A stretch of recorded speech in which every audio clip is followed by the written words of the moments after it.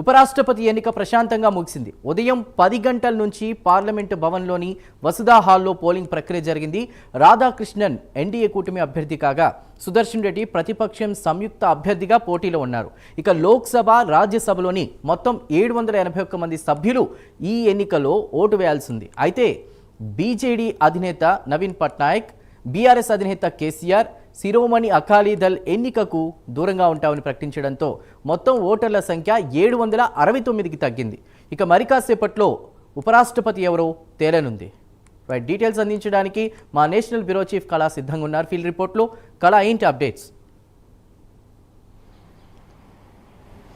చందు, దాదాపు ఏదైతే మనకు ఉపరాష్ట్రపతి ఎన్నికల పర్వము కొద్ది క్షణాల క్రితము ముగిసిందని చెప్పవచ్చు. ఏదైతే మరికొద్ది గంటల్లో మనకు ఉపరాష్ట్రపతి అభ్యర్థి గెలుపు విజయాన్ని మాత్రము ఎవరన్నది మాత్రం మరి ఒక గంట లోపల మాత్రము దీనికి సంబంధించినటువంటి ఫలితాలు రాబోతున్నాయి.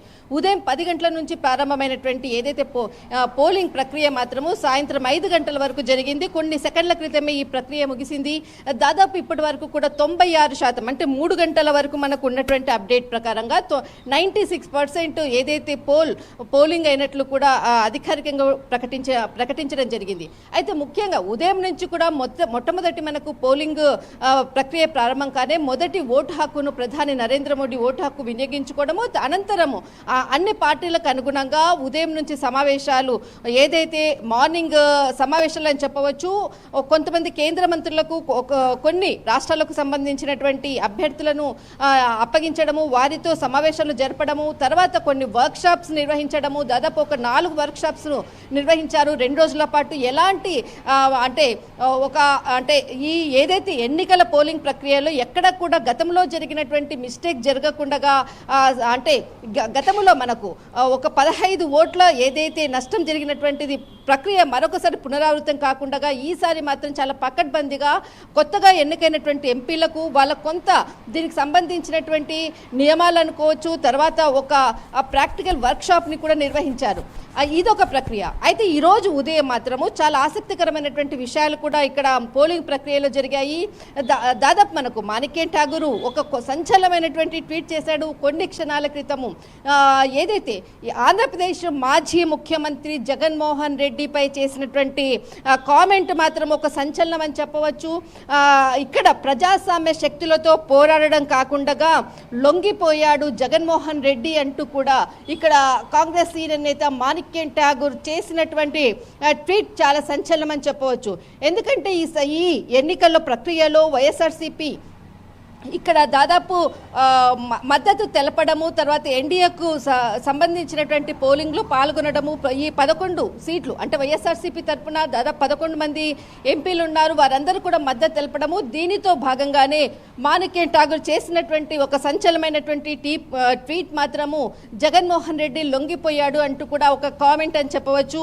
అయితే మరొక వైపు అందరూ కూడా అటు ప్రియాంక గాంధీ కానీ, తర్వాత మల్లికార్జున్ ఖార్గే, తర్వాత అందరూ కూడా ఇక్కడ అంటే పోలింగ్ లో పాల్గొనడము, పోలింగ్ ప్రక్రియ కూడా ముగిసింది.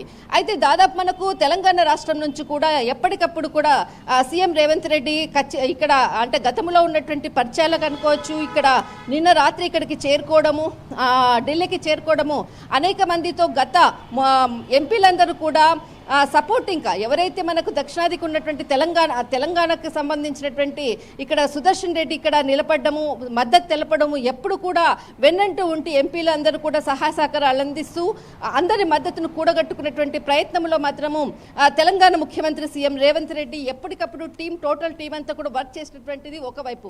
మరొక వైపు ఎన్డీఏ ఖచ్చితంగా విజయం సాధించే విధంగా దక్షిణాది రాష్ట్రాల ఎంపీలకు సంబంధించినటువంటిది కొన్ని కీలక బాధ్యతలు ఆంధ్రప్రదేశ్కి సంబంధించినటువంటి ఐటీ శాఖ మంత్రి నారా లోకేష్ కూడా అప్పగించడము ముఖ్యంగా. ఎందుకంటే నిన్న ఢిల్లీకి చేరుకొని దాదాపు ఎంపీలకు సంబంధించినటువంటిది ఇక్కడ చాలా ముఖ్యమైనటువంటి విషయాలను నిన్న రాత్రి దాదాపు 7 గంటలకు ప్రారంభమైనటువంటి సమావేశము రాత్రి 8:30 వరకు దాదాపు గంటన్నర పాటు సమావేశం కూడా నిర్వహించారు. దాదాపు ఇక్కడే ఉన్నాడు. ప్రస్తుతం మనం ఇప్పుడు నారా లోకేష్కి సంబంధించినటువంటి ఇంటి పరిసరాల్లోనే ఇక్కడ మనము ఢిల్లీలో ఉన్నటువంటి జన్పత్ 1 దగ్గర ఇంటి దగ్గరే ఉన్నాము. మరి కొద్దిసేపట్లో ఇక్కడ ఏదైతే టీడీపీకి సంబంధించినటువంటి కీలక సమావేశం కూడా జరగబోతుంది. ఉండబోతుంది.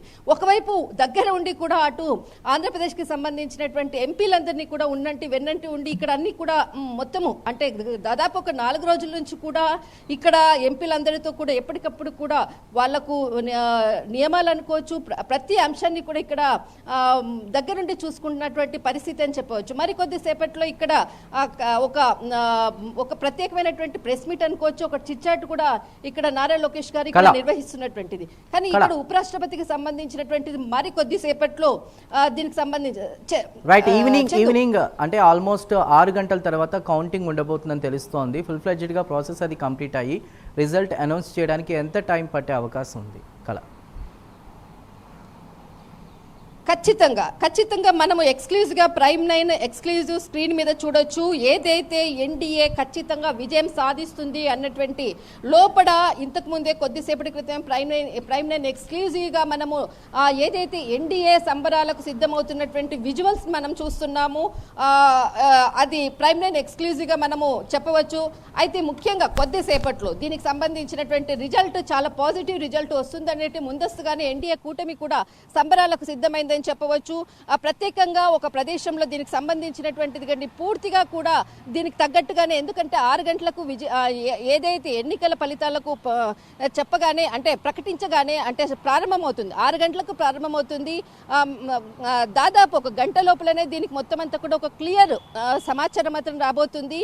8 గంటలకు ఒక క్లియర్ పిక్చర్ అన్నది తెలుస్తుంది. 8 గంటలకు అంటే ఎవరు వ్యక్తి అన్నది, ఉపరాష్ట్రపతి ఎవరు అన్నది మాత్రం ఒక దాదాపు ఒక అరగంటలోనే దీనికి మొత్తం ఈ పాటికే కూడా ఒక భాగం ఎన్డీఏ కూడా విన్ ఖచ్చితంగా మా అభ్యర్థి అంటూ కూడా దీనికి తగ్గట్టుగానే ఒకవైపు సంబరాలకు సిద్ధమవుతూ ఉన్నటువంటిది, మరొక వైపు దీనికి సంబంధించిన సమాచారం మాత్రం ఖచ్చితంగా మనకు ఒక ప్రారంభమైన తర్వాత అరగంట దాదాపు 45 నిమిషాల లోపల మాత్రం ఖచ్చితంగా ఒక క్లియర్ సమాచారం మాత్రం ఉండబోతుంది. చందు.